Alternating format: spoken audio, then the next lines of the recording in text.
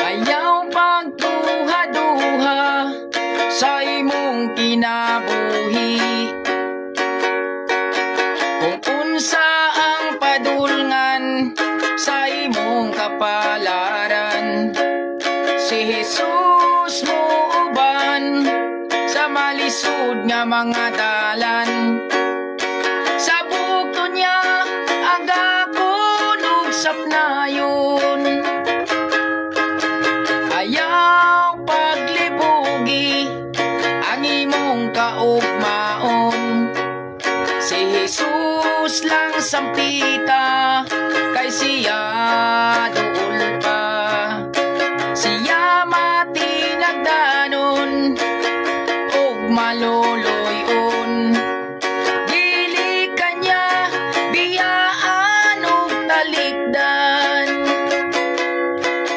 Subaya lang, padayon lang ang daganan, hapit na makutan. Ligo na lang ang imong kaugalingon, kay ugma imo na sabang panahon.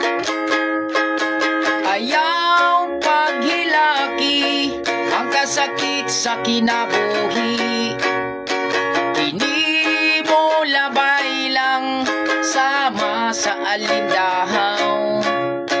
Unya mawala na ang mga pagbalata.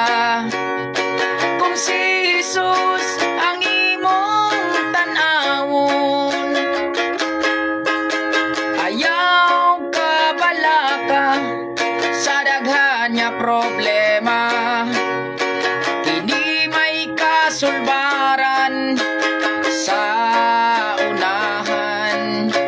Unya mapulihan sa panahon nga malipayon.